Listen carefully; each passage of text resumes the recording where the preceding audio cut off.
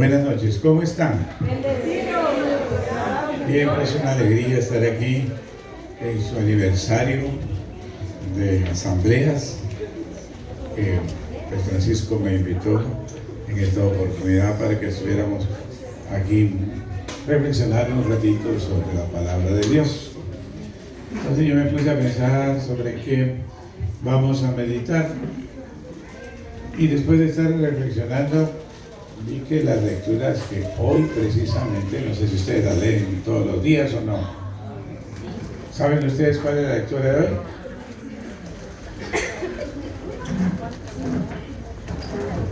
Bueno, entonces la vamos a ver aquí, ¿verdad? Porque normalmente, pues, la iglesia cada día nos presenta unas lecturas propias para que nosotros nos acostumbremos a leer la palabra de Dios, y muchas de ellas pues las mandamos a las personas para que las puedan escuchar y las puedan meditar, y esto es muy importante, ¿saben? Porque es lo que nos va formando. Hoy la palabra de Dios y las lecturas que tuvimos hoy pues nos hablan precisamente de eso.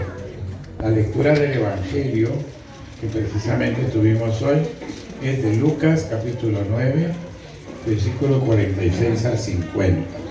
Si tienen su Biblia, pues búsquenla y miremoslo, ¿verdad?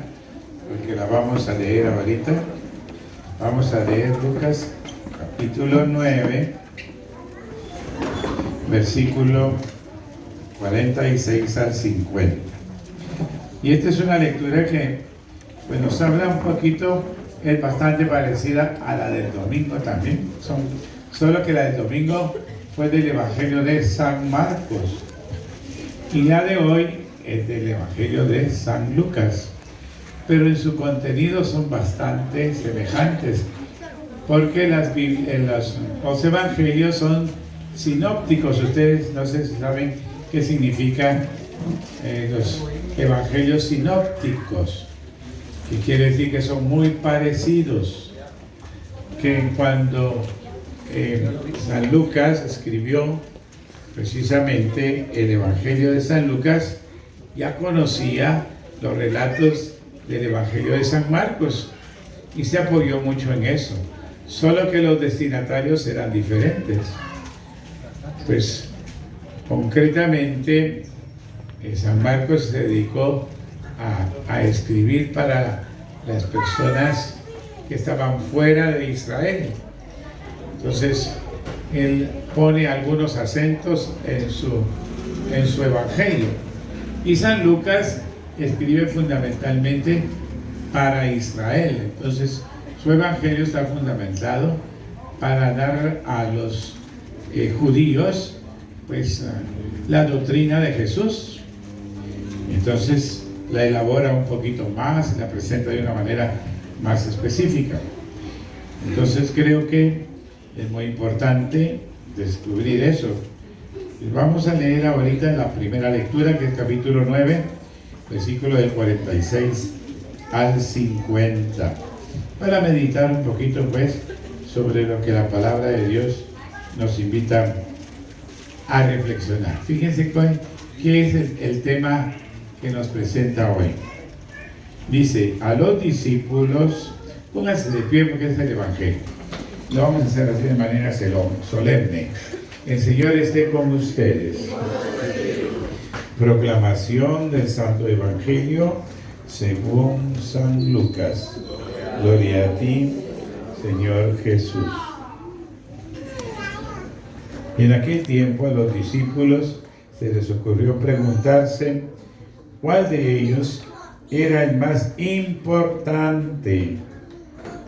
Jesús, que conocía sus pensamientos, tomó a un niño, lo puso a su lado y les dijo: el que recibe a este niño en mi nombre, me recibe a mí, y el que me recibe a mí, recibe al que me ha enviado. El más pequeño entre todos ustedes, ese es realmente el más grande. Palabra del Señor. Gloria a ti, Señor Jesús. Bueno, pues hemos leído el versículo 46 hasta el 48.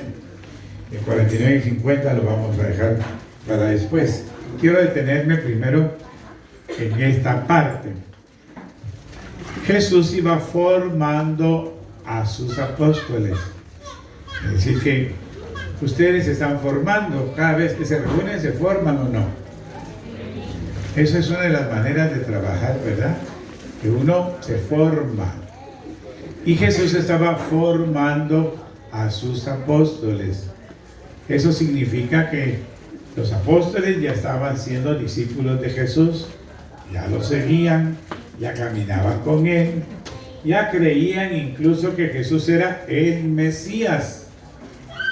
Sin embargo, a pesar de todo eso, su manera de pensar no era la que Jesús quería que tuvieran. Esto es muy importante, ¿saben? Y por eso quise tocar este tema hoy, porque muchas veces nosotros pensamos que por el hecho de estar en un grupo, de escuchar la palabra de Dios y oír el mensaje y entenderlo, creer que nosotros ya somos buenos cristianos. Pero ser cristiano no es solo eso, ¿no? No solo es escuchar la palabra, no solo es que nosotros estemos como dispuestos a entender lo que se dice, sino se trata de ir cambiando criterios, actitudes, sentimientos, ideas que uno puede tener que no van en comunión con la manera como Jesús piensa. Y esto creo que es muy importante tenerlo claro. Aquí los apóstoles iban con Jesús, pero iban comentando quién será el más importante de nosotros. Fíjense que eso también nos pasa en estas comunidades, ¿verdad? ¿Quién será el más importante de esta comunidad? ¿Quién será el jefe? ¿Quién manda? Yo quisiera ser el jefe, ¿verdad? Y los mismos apóstoles estaban ahí discutiendo quién era el más importante. Así que no se asusten ustedes, no solo a ustedes pasa, ¿verdad? Es decir, que hay algo que ellos tenían también ahí, estaban discutiendo de eso. Y Jesús, que los iba formando, se dio cuenta de ello. Y cuando se dio cuenta de ello, no lo regañó, no se trató de regañarlos, pero sí les explicó, ¿verdad? Porque qué fácil es que uno tenga ideas y criterios diferentes, a lo que realmente el Señor quiere que uno viva. Entonces, creo que lo que nos está diciendo hoy la palabra de Dios es que Jesús pedagógicamente, con cariño, les habla para hacerles ver la manera como tienen que pensar y cómo tienen que actuar. Jesús, ¿qué les dijo? Entonces, para ponerles un ejemplo, Jesús dice que conocía sus pensamientos. Esto es muy importante, ¿saben? Jesús conoce el pensamiento de ustedes, sabe cómo piensan, cómo son, cómo actúan, cómo viven. Dios lo conoce. Claro, el Señor nos respeta, pero conoce bien nuestra vida, sabe cómo somos en nuestro interior. Y entonces, por eso, al darse cuenta de que los apóstoles todavía tenían sentimientos que no eran de los criterios que Él les ha estado enseñando, entonces hoy les presento este ejemplo. Jesús dice que conocía sus pensamientos, tomó a un niño, lo puso a su lado y les dijo: el que recibe a este niño en mi nombre, me recibe a mí, y el que me recibe a mí, recibe al que me ha enviado. ¿Qué quiso decir Jesús con esto? El que me recibe a mí como un niño, el que recibe un niño. ¿Cómo son los niños? A ver. Jesús llamó a un niño, le dice, lo puso aquí, yo puedo llamar a un niño, lo pongo aquí a mi lado, y les digo, ustedes tienen que hacerse como los niños. ¿Cómo son los niños? Traviesos, ahí ve uno que están allá. ¿Cómo son los niños? ¿Saben qué? Es importante, porque Jesús nos pone el ejemplo. ¿Y qué es lo que nos quiere decir con eso? Se acerca el niño y ¿qué hace? Primero se acerca a Jesús porque confía en Él, cree en Él. Se acerca. Yo no sé si ustedes se han dado cuenta que los niños son así.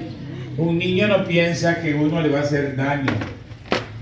Un niño no piensa que uno está pensando en aprovecharse de él. Un niño siempre es muy espontáneo, es sincero, es auténtico, es sencillo, es alegre, es confiado. Esas son las características de un niño. ¿Cómo seremos nosotros? Como los niños. Él por eso agarra a un niño, lo pone ahí y se lo dice así, ¿verdad? Acoger a un niño. Es decir, la actitud de un niño es eso, que confía, que cree, que espera, que no duda y que cuenta con esa persona. Entonces Jesús les presenta esto para decirles la actitud que cada uno de ustedes debe tener en su corazón es como la actitud de un niño para acercarse a Dios. Los apóstoles tenían el problema que habían vivido en el mundo. Entonces la mentalidad de ellos era todavía del mundo. El Papa dice de la mundanidad, ¿verdad? Es decir, que la mundanidad del mundo, la gente se pelea por los lugares, por las posesiones, por los prestigios, le gusta vivir de apariencias y ve que los medios económicos son como el medio para demostrar que uno puede ser mejor y más. Y entonces pone su confianza en el dinero y trabaja y pasa todo el día trabajando porque lo que quiere es dinero. Y estamos entonces confiando en las cosas del mundo. Y cuando nosotros se nos pide confiar en Dios, no somos capaces de hacerlo.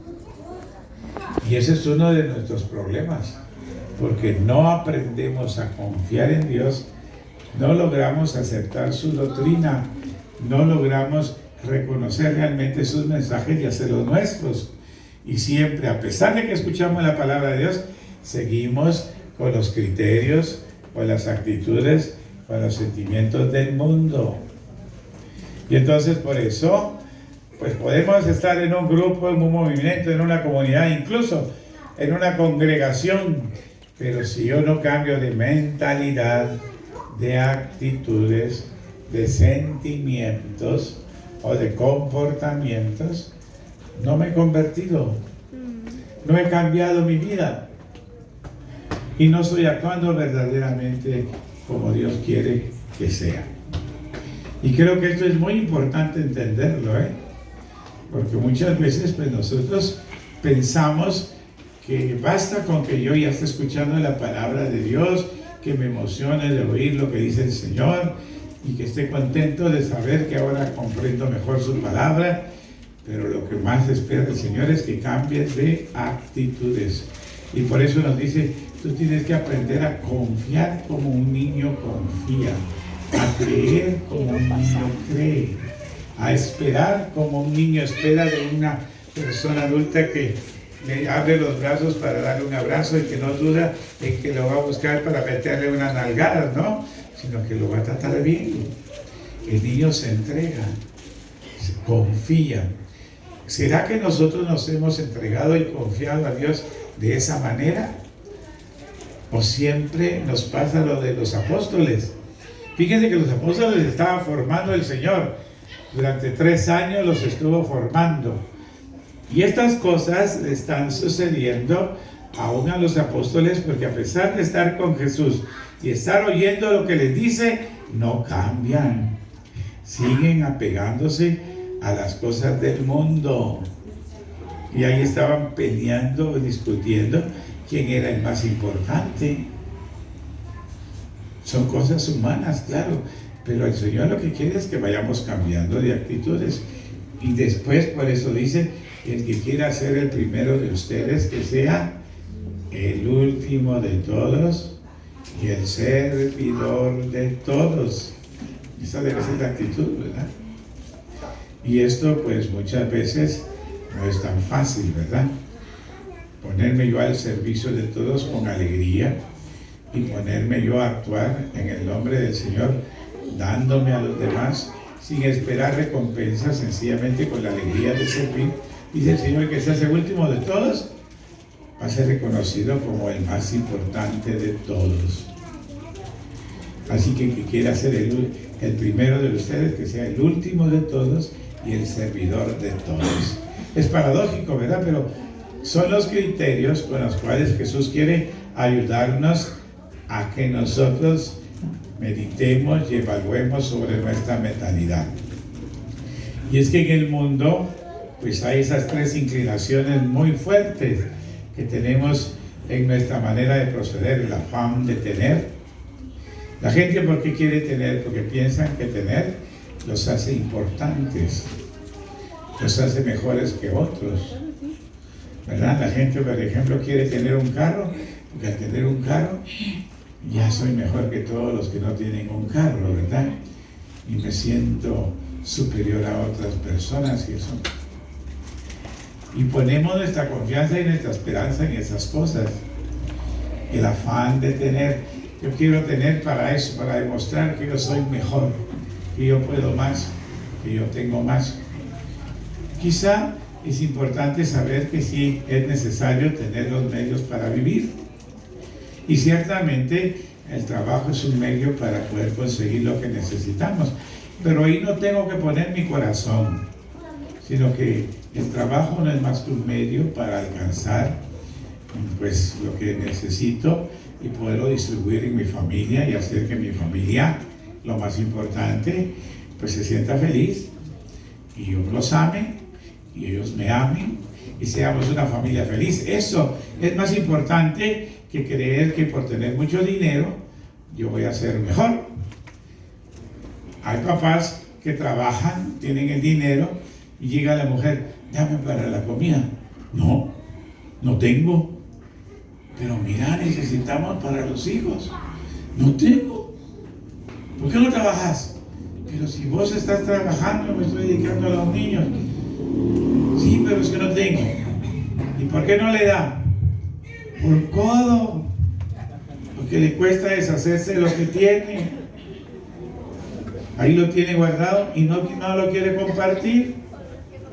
¿Y por qué cree? Porque cree que cuando tiene pisto es más importante. El dinero no sirve para nada si no lo usas. ¿Para qué atesorarlo? Entonces estas son cosas que nos van pasando. En la práctica, esa es la realidad. Yo digo ser un buen cristiano, pero en la práctica tengo esos problemas que no he convertido mi corazón en mi vida. Me apego al dinero y soy codo hasta con mi mujer. No quiero invertir con mis hijos. No puede ser.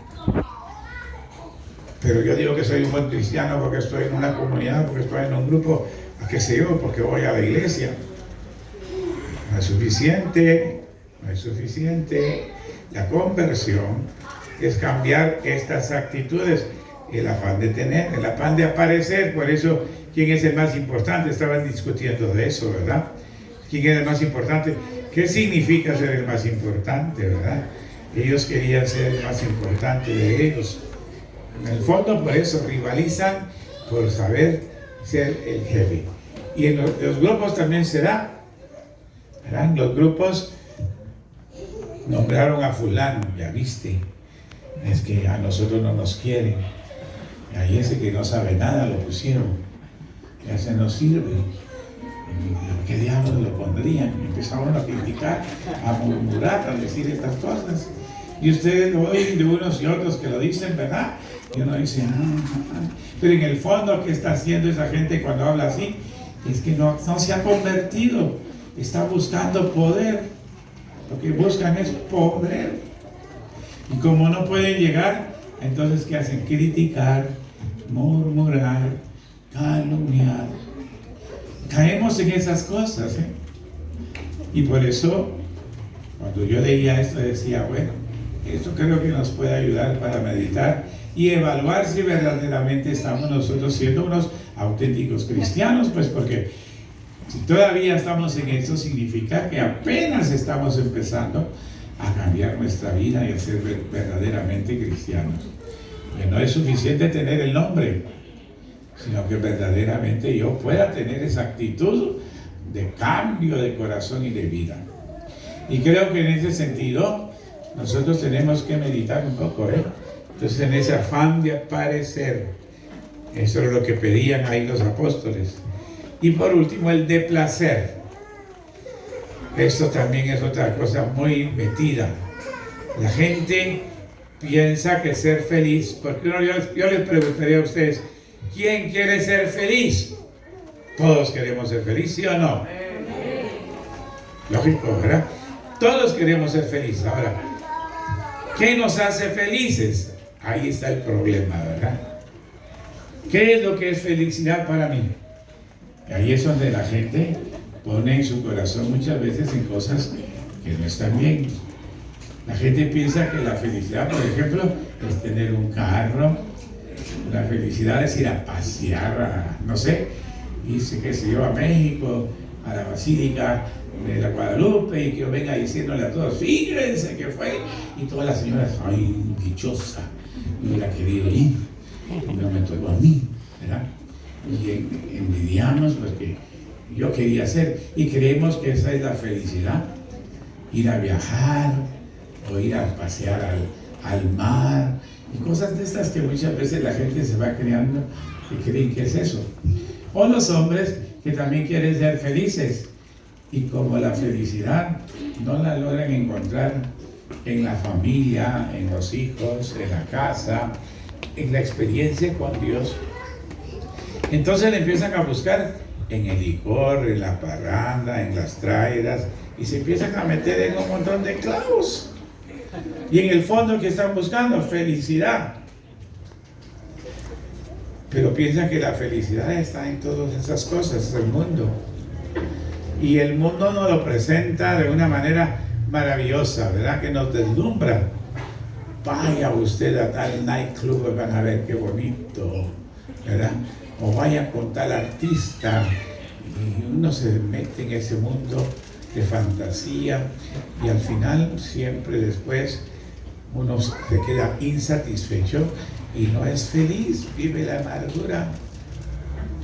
Entonces todo esto es un sentimiento de frustración, porque queremos ser buenos cristianos, pero si no cambiamos esas actitudes y esta manera de pensar y esta manera de proceder, nunca vamos a ser felices, ni nunca vamos a vivir verdaderamente el estilo que Jesús quiere que seamos como cristianos. Y por eso Jesús hoy nos lo dice, hay que aprender a confiar, hay que aprender a entregarnos a Él. Y creo que es muy importante meditar un poquito sobre eso. Hoy también en las lecturas, que son dos lecturas normalmente que se ponen para apoyar esto, nos presentaron la historia de Job. Ustedes conocen la historia de Job. Es un libro didáctico del Antiguo Testamento que nos habla con la historia de este hombre. Y que precisamente, pues, este hombre, pues, era alguien que para nosotros tenía, permítanme, voy a ver si leo parte de él. En el capítulo 1, versículo del 6 al 22, en Job, nos cuenta que Dios estaba hablando con Satanás. Y Dios le dice, muy orgulloso a Satanás, ¿ya vistes a Job? Sí, ya lo conozco, dice. Ves, es un hombre bueno que está conmigo. Yo lo quiero mucho porque es un hombre fiel, como yo quiero que sean todos. Y le dijo el demonio, porque lo has bendecido con muchos bienes, pero quítale lo que tiene y vas a ver, va a renegar. Entonces le dijo Dios, está bien, tócalo, pero no le hagas daño a él. Entonces el demonio bandido empezó a hacerle daño a Job. Ese libro de Job, búsquenlo como libro de Job. Y entonces ahí el famoso Job empezó, de repente estaba en su casa y le fueron a contar, mira, vinieron unos asaltantes y mataron a los que estaban cuidando el ganado vacuno y se lo robaron. Y a todos sus criados los mataron. Y de repente otro que venía en el mismo momento, mira, todas las ovejas que tenías en el rebaño, vinieron unos que son de tal tribu y que también asaltaron a estos y se robaron todas las ovejas. Y total que le van robando todo lo que tenía en su finca. Y luego después que vino un rayo y que cayó sobre la casa y destruyó su casa. Y ahí estaba su familia y se murió su familia. Y entonces Job se quedó solo, sin casa y sin nada. Y entonces cuando estaba así, le fueron a decir, ¿qué te pasó? Y entonces Job dijo, pues el Señor todo me lo ha dado, el Señor todo me lo ha quitado, alabado sea el nombre del Señor. Y no renegó contra Dios, sino que comprendía, Él me lo dio, hoy no sé por qué me lo quitó, pero al final es su voluntad, que confió en Dios, creyó en Él y no dudó. Y entonces el demonio, hablando otra vez con Dios, le dijo, sí, le quité todo y no renegó, pero es porque no me has permitido tocarlo. Entonces le dijo, bueno, tócalo, pero no lo mates. Y entonces el demonio bandido le mandó unas llagas que supuraban, que herían, y el pobre Job empezó a sufrir de llagas y a padecer situaciones difíciles. Ya ahí atribulado, prácticamente ya como un mendigo, los amigos le decían, vos pecaste, saber qué hiciste, por eso Dios te castigó. Y dice, yo no he hecho nada malo. Y entonces, ¿por qué está pasándote todo eso? No lo sé. Pero algo hiciste, porque por eso Dios te abandonó.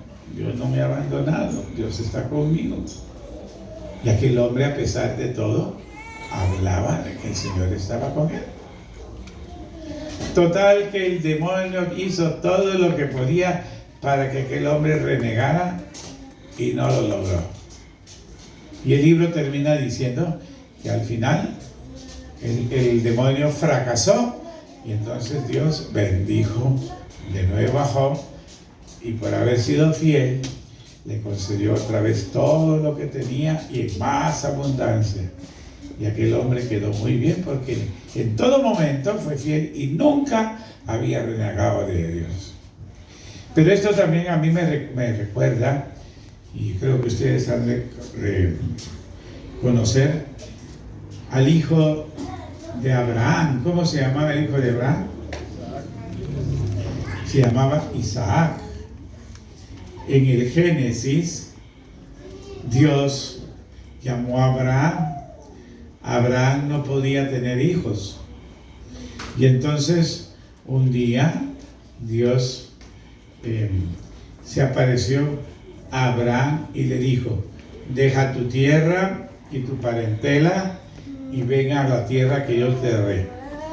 Y te daré una descendencia muy numerosa como las estrellas del cielo y las arenas del mar.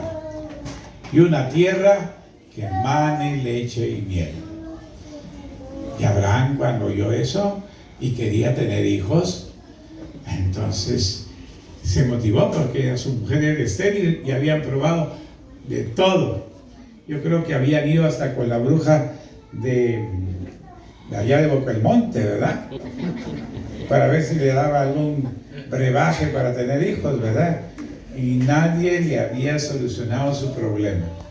Y entonces, ya desilusionado, se le aparece Dios y le dice eso: deja tu tierra y tu parentela, tu tierra, donde él vivía, donde tenía toda su hacienda, donde tenía todos sus rebaños. Deja tu tienda y tu parentela. ¿Qué es la parentela? Toda la familia. Y ven a la tierra que yo te daré. Tenía que dejar todo y confiar en Dios. Y dejó la tierra y su familia y se fue. Y salió de ahí, que era geográficamente es donde está el Tigris y el Éufrates, el río del Tigris y el Éufrates, que está más o menos por allá por Mesopotamia, hoy en día por allá por Jordania e Irán, toda esa parte de ahí. Entonces se vino y atravesó toda esa parte del Asia hasta que llegó a esa parte del Asia Menor, donde está Canaán, y en ese lugar donde llegó, entonces Dios se le apareció de nuevo y le dijo: ¿ves dónde estás parado? Todo esto será tuyo. Y bueno, estaba feliz de la promesa que Dios le estaba haciendo a Abraham. Pero pasó 25 años esperando el hijo, 25 años. Y su mujer, que estaba con él, que no podía tener hijos, le dijo: mira, yo de plano no te voy a dar hijos. Y Dios te lo prometió, pero mira, ya pasaron tantos años y no te lo ha dado. Mejor, ¿sabes qué? Agarrar a mi esclava y tener un hijo con ella. Que aunque sea este, será nuestro hijo. Y Abraham le dijo: no tiene sentido hacer eso, porque tenemos que ser fieles a Dios. Sí, pero como no te ha respondido, mejor hace esto. Y total que le obedeció a su mujer y se acostó con la esclava y tuvo un hijo que fue Ismael. Y cuando nació, Dios le dijo: ese no es el hijo de tu promesa. Y entonces pues Abraham siguió esperando hasta los 25 años de estar esperando ese hijo. Dios le habló cuando tenía como 75 años. En aquel tiempo pues los años eran menos largos. Ya cuando tenía 100 años, dice que le dio ese hijo. Y aquel hombre se puso feliz porque era hijo de su mujer Sara, y que era Isaac.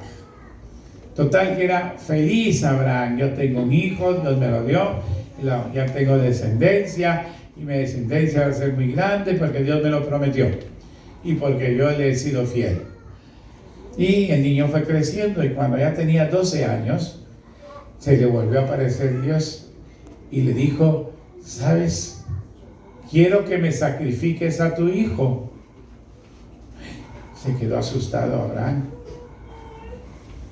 Así que anda al monte de Moria, prepara la leña y ahí me lo sacrificas. Entonces se puso a pensar: es el hijo de mi promesa, el que Dios me dio, el que tengo tanta ilusión, el que es todo para mí, y ahora me lo está pidiendo que se lo sacrifique. Y entonces, después de estar reflexionando, dijo: no, el Señor me lo dio, el Señor puede darme más hijos, así que le voy a obedecer. Y se fue al monte de Moria, preparó la leña. La palabra de Dios nos cuenta cómo en ese capítulo de Génesis, es como el capítulo 17 de Génesis, le habla Dios a Abraham y le dice: mira, le dice, me vas a preparar bien la leña y todo, y me vas a hacer ese sacrificio. Y cuando estaba llegando y lo estaba preparando, lo amarra, y el patojo le dice: ¿y cuál va a ser el cordero que vamos a sacrificar? Y le digo: Dios proveerá. Agarró al niño, lo subió, y cuando estaba a punto de matarlo, un ángel le detuvo la mano. Y cuando le detuvo la mano, le dijo Dios: por haberme sido fiel, ojo con esto, y no haber escatimado ni siquiera a tu propio hijo, yo renuevo mi alianza contigo. Y ahora cumpliré todo lo que te he prometido. Te daré una descendencia muy numerosa como las estrellas del cielo y las arenas del mar, y una tierra que emane leche y miel. Aquel Isaac tuvo un hijo que se llamaba Jacob. Jacob tuvo 12 hijos que dieron origen a las 12 tribus de Israel. Y a Jacob Dios le cambió el nombre de Jacob y le puso el nombre de Israel. Y de ahí nació el pueblo de Israel, como fruto de la fidelidad que Abraham tuvo ante Dios. Pero Dios lo probó, y de esta manera lo probó para ver si realmente le era fiel. Y como le fue fiel, el Señor después cumplió su promesa. Le dio la tierra que manaba leche y miel. Hizo su descendencia muy numerosa. Crecieron tanto que fueron a parar a Egipto, porque ya no había suficiente alimento para todos ellos.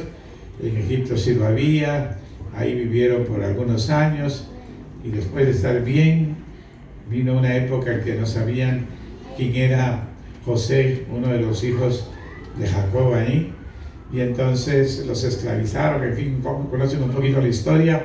Salen de Egipto y llegan a la tierra prometida, y es una tierra que emana leche y miel, y allí llegó a ser un reino bien próspero y grande, y que Dios cumple lo que promete. Y hoy en día los judíos dicen nuestro padre Abraham, el padre de los creyentes. ¿Y todo por qué? Porque fue fiel ante las pruebas, y a pesar de que pudo haber renegado y pudo haberse alejado, fue fiel, y por eso Dios lo premió. ¿Por qué les cuento todo esto? Porque eso es lo que Dios hace con nosotros, Está esperando que nos vayamos convirtiendo, y si nos convertimos, al final nosotros nos probará, como probó Abraham, como probó ahí a Job.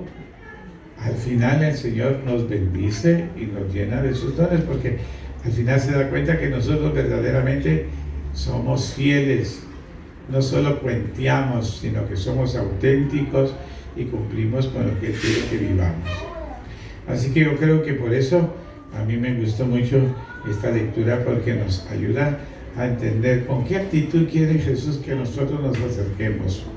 Como un niño que se acerca a un adulto con toda la confianza, con todo el cariño, con todo el respeto, con todo el amor.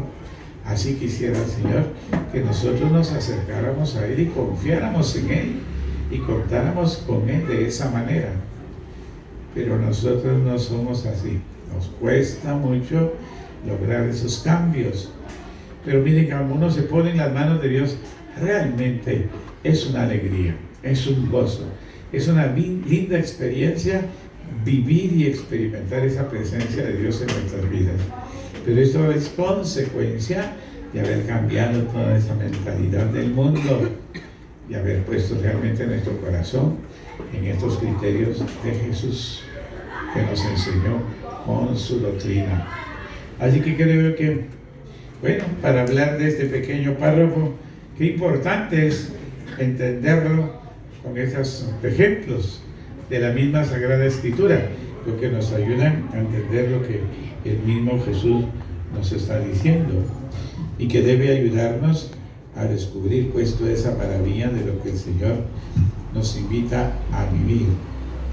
Y la lectura, creo yo, que pues sigue.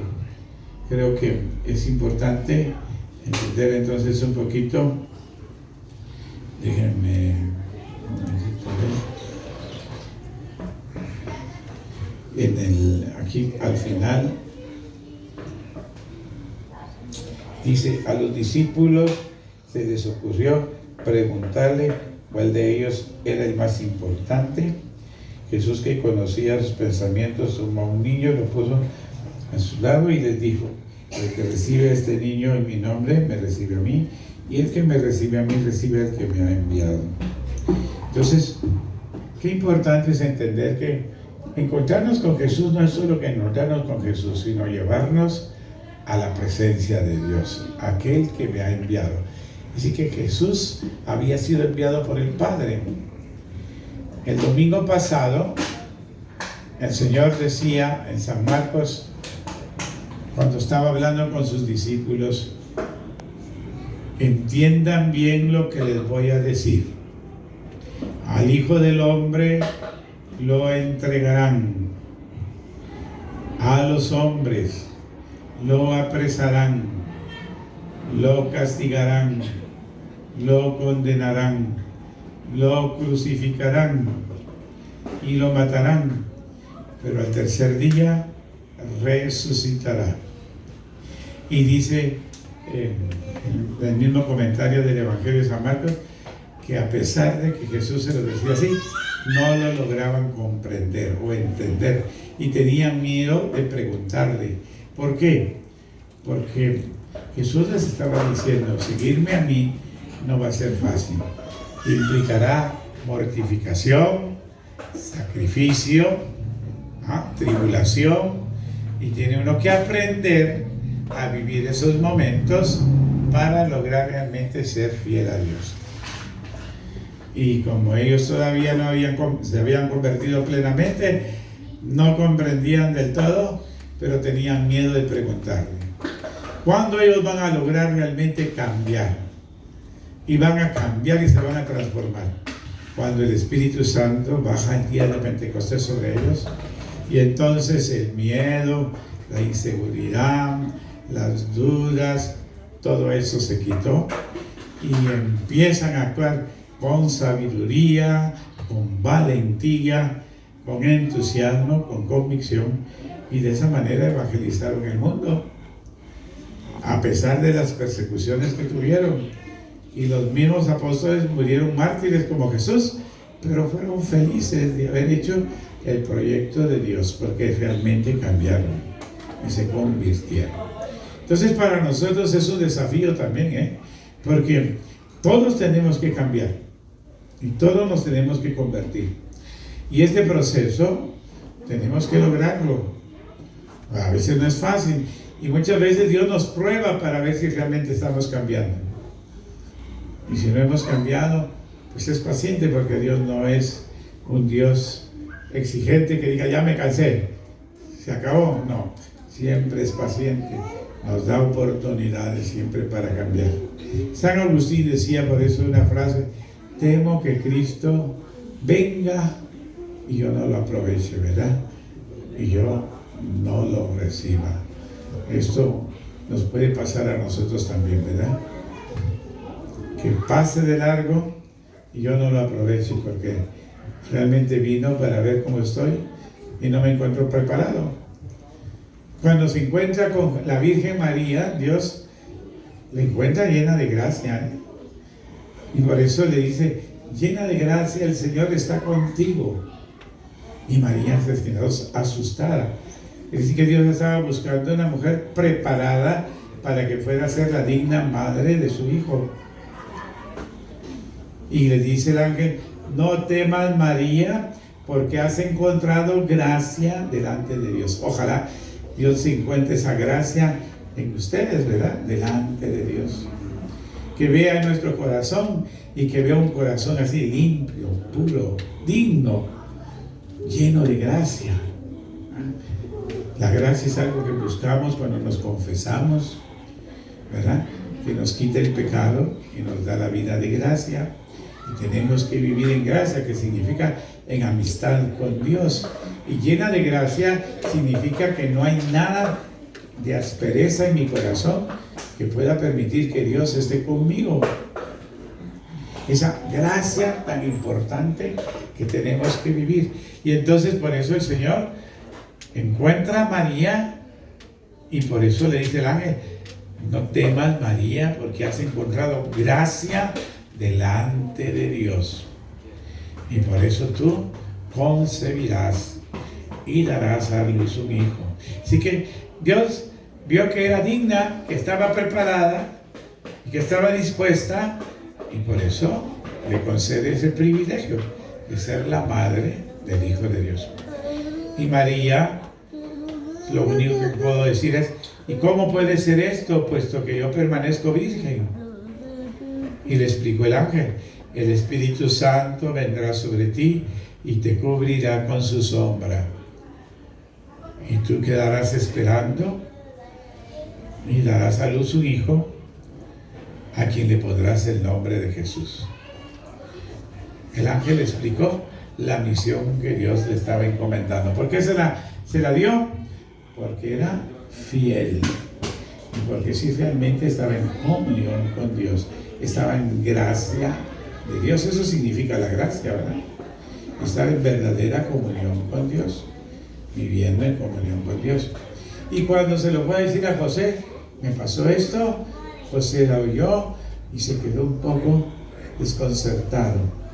No porque dudara de María, sino porque ¿qué voy a hacer yo? Si Dios la eligió y ahora yo qué. Y no sabía qué hacer o qué pensar. Y pensó mejor, la voy a repudiar en secreto, que era pues romper el compromiso, y mejor que ella siga su vida y yo seguiré la mía.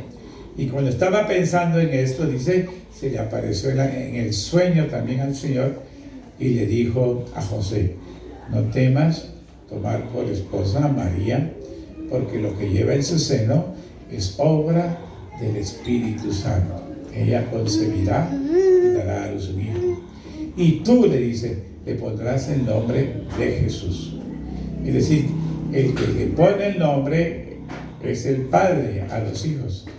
Y ahí en este caso es entonces el ángel Gabriel que le dice en sueños a José que le ponga el nombre para que él reconozca al niño como su hijo. Y entonces entendió José lo que le estaba pidiendo Dios. Y como era un hombre justo y bueno, entonces se levantó, inmediatamente fue con María y le dijo, ya entendí cómo está la situación. Y Dios me considera digno para estar contigo, así que me caso contigo y démosle para adelante, ¿verdad? Y así de esa manera vivió con él. Y él se entregó al servicio también de Dios. Esa manera de ser dóciles para seguir al Señor. Esto es lo que el Señor quiere de nosotros, ¿eh?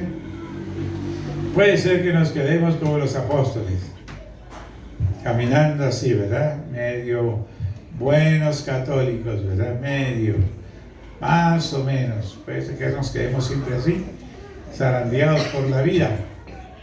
O que lleguemos a la madurez de nuestra fe y seamos capaces de ser como Abraham, que fue fiel y que no escatimó nada de su vida por entregarse a Dios.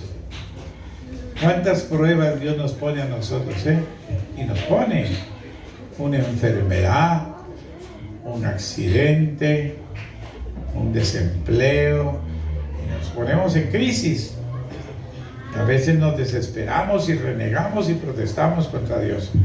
Otras veces, si realmente confiamos en Él, somos capaces de caminar en la tribulación y confiar y esperar y pedir con humildad su intercesión para salir de nuestras tribulaciones.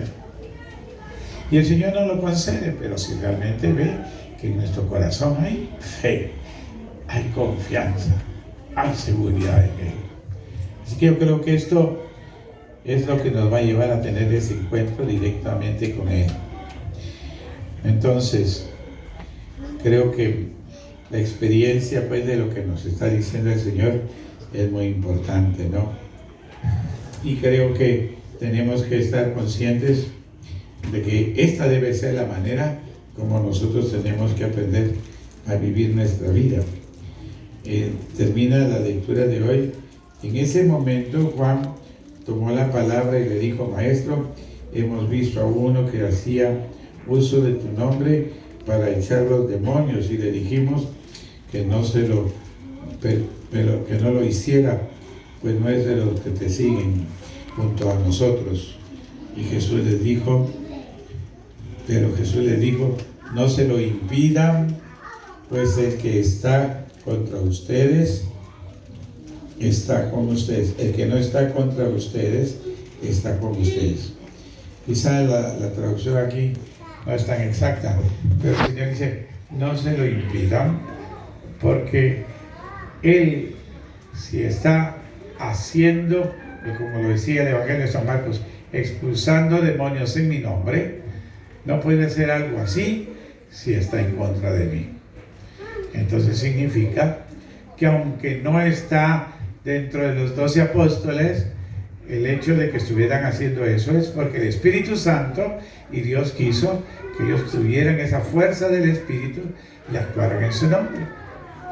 Y de esta manera también Dios actúa mucho, Yo creo que uno de los grupos que tenemos aquí, como el que tiene aquí Francisco, él siempre está con ese entusiasmo y ese esfuerzo por querer evangelizar. Quizá porque el Señor lo ha elegido para eso, para seguir trabajando y para ayudarlos a ustedes a que puedan seguir trabajando y conociendo mejor al Señor, ¿verdad? Que quizás si no estuviéramos aquí, saber dónde estaríamos, ¿verdad? Porque a veces no logramos tener pertenencia y oportunidad para encontrar el camino de Dios. Y por eso, después de que el Señor le está diciendo esto a los apóstoles, termina haciendo ver. Sin embargo, Dios se da a veces con personas que realmente se vuelven carismáticas y actúan en el nombre de Dios, pero sobre todo se refleja en esas actitudes de autenticidad, de humildad, de servicio, de amor por la comunidad, ¿verdad? Así que creo que es de lo que se trata, que nosotros logremos alcanzar, distinguirnos, ¿verdad?, por esos valores. Recapitulemos un poco pues lo que hemos reflexionado hoy, y ya de una manera mucho más concreta.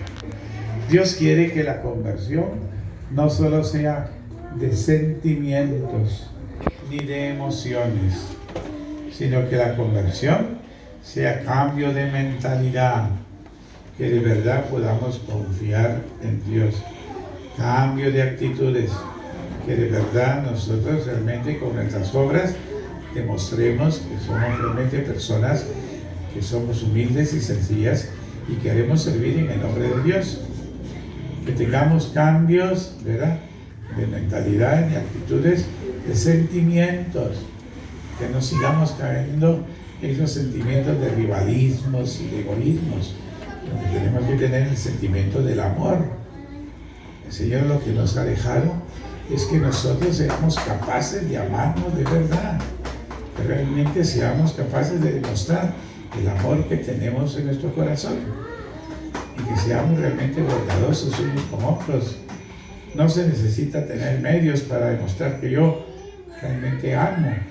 Uno ama con el servicio sencillo que puedo hacer, con la amabilidad, con la cortesía, con la alegría, con la disponibilidad. Demuestro mi amor. Amor no es solo dar visto y colaborar. Si yo no lo tengo, no hay problema, pero tú puedes servir con alegría, con lo poco que puedes tener. Entonces las actitudes, los sentimientos, los pensamientos son los que tienen que cambiar y que tienen que estar fundamentados en el amor del Señor. Por eso dice el Señor, el mandamiento nuevo que les doy es este: ámense los unos a los otros como yo los he amado. Y eso fue lo que hizo Jesús. Amó a su pueblo, hizo milagros por ellos, los curó, les enseñó, les predicó, les enseñó la doctrina y murió por ellos, murió por nosotros para salvarnos. Eso mismo que Jesús hizo es lo mismo que espera que nosotros hagamos, que amemos a nuestros hermanos, que los sirvamos, que nosotros realmente nos esforcemos por servir y colaborar, y sobre todo lo que hizo el Señor, hasta dar nuestro tiempo, nuestro trabajo, nuestro dinero por ayudar a los necesitados. En fin, que una actitud auténtica de un buen cristiano pues hace que se conmueva Dios y nos bendiga, y en su bendición, que al final es lograr realmente la experiencia de estar en comunión con Él. Yo siento su presencia, siento su compañía, siento su inspiración, siento la alegría de tenerlo en mi corazón, y eso me da mucha paz, mucha tranquilidad, y mucha serenidad en la vida, porque a pesar de las penas y las necesidades que nos pueden rodear, es estar con Dios. Si Dios está conmigo, decía San Pablo, ¿quién contra mí? ¿Quién podrá separarme del amor de Dios? Dice, la angustia, la persecución, el hambre, la desnudez, el peligro, la espada. En todo salgo victorioso por aquel que me ha amado. Eso es. Y de hecho así le pasó a San Pablo, ¿verdad? Lo persiguieron, lo metieron preso, lo apedrearon. Pensaban que ya estaba muerto y se levantó y se lo llevaron. En fin, tantas cosas que pasó por Cristo, y sin embargo Él siempre estuvo amando al Señor y dando la vida por Él. Esto que hizo San Pablo es lo que el Señor espera de nosotros cuando realmente ya estamos entregados a Él y vivimos para Él. Así que, ánimo, esto no es algo de la historia, es algo que podemos vivir hoy y que nosotros podemos practicar hoy en nuestras vidas. Es un desafío ser auténticos cristianos, pero esto es lo que verdaderamente nos va a hacer hermanos, alegres, felices de servir, de compartir, de colaborar, y felices de poder construir en el nombre de Dios aquello que me permite hacer en su nombre y hacerlo con alegría. Entonces, ojo, que esto es realmente el proceso de conversión. Uno nunca puede decir que ya me convertí, porque siempre hay cosas que tienes que cambiar, que tienes que quitar. Y a medida que uno va purificándose y perfeccionándose, se va acercando más a Dios y va contando más con Él. ¿Qué les puede ayudar para lograr alcanzar este objetivo? Pues lo primero, la oración, ¿verdad? Hay que orar. Y hay que mirar cuánto oramos. Siempre es bueno levantarse, hacer una oración y ofrecer el día, las obras del día al Señor. Hoy, Señor, tengo que ir a trabajar. Te ofrezco mi trabajo. ¿Cómo se levantan ustedes cuando en la mañana se levantan y van a ir a trabajar? ¿Qué piensan? Qué alegría, Señor, por darme la vida y darme de nuevo la oportunidad de poder trabajar para servir. Eso piensan. O se levantan otra vez, ay, otra vez volver a trabajar, ya aburrido, ya me quiero quedar en la cama, estoy cansado, ya no aguanto, y renegando. ¿Cómo lo hacemos? Porque al final, pues esas son las actitudes que uno va reflejando de lo que somos, ¿verdad? Si yo me levanto con alegría y digo, mira, Señor, gracias por darme la oportunidad y estoy sano, quiero seguir trabajando para servir a mis hijos, porque necesitamos darle la comida y todo, bendíceme para que todo me vaya bien. Ah, qué bonita la oración de la mañana, ¿verdad? Pedirle a Dios que te acompañe en el día. Y que al final de la tarde regreses a casa y le digas, gracias, Señor, porque sentí tu mano, porque me ayudaste, porque estuviste conmigo. Mira, me funcionaron bien las cosas, todo salió lindo. ¿O cómo salimos? ¿O cómo llegamos en la casa? Cansado, ya no aguanto, estoy decepcionado, ese jefe que es lleno de charar. Bueno, no con esas palabras, ¿verdad? Y todas estas cosas que van pasando. Entonces uno no refleja que tiene a Dios. Pero si uno se levanta y le pide a Dios que esté con uno, Dios va a estar con uno. Y si uno al terminar el día le agradece, y si se equivocó en alguna cosa, le pide perdón, y perdóname por las cosas que hice mal, Dios te va a ir ayudando poco a poco a cambiar. Si eso lo haces todos los días, estas oraciones van a transformar tu vida, porque poco a poco te vas a ir dando cuenta qué cosas tienes que dejarte hacer para ser cada día más un hombre más auténtico, más sereno, más sencillo, más alegre, ¿no? Con más paz, y experimentar siempre esa alegría de tener a Dios en tu corazón. Entonces, la primera que hay que aprender es a orar. La segunda, hay que formarse. Además de la oración, hay que formarse, la formación. Y por eso es una de las recomendaciones que hacemos en la iglesia. Lee aunque sea un pedacito de la palabra de Dios todos los días. El evangelio que más te guste. Las partes que más te gusten, léalas. Pero leamos algo siempre. ¿Por qué? Porque nos sirve de meditación, de reflexión y me sirve de evaluación. Todo eso es muy importante hacerlo todos los días. Se recomienda siempre leer algo. O por eso es que se manda todos los días la lectura diaria. El Evangelio de hoy se llama. Yo les mando muchas veces eso para que se lea, y uno lo medite y lo reflexione, porque eso nos va ayudando a aprender a cambiar de mentalidad y de actitudes y a escuchar cómo Dios quiere que seamos. Eso es muy importante, formarnos. Y la tercera, servir con alegría, el servicio. Las tres son importantes: orar, formarse y servir. Servir con amor.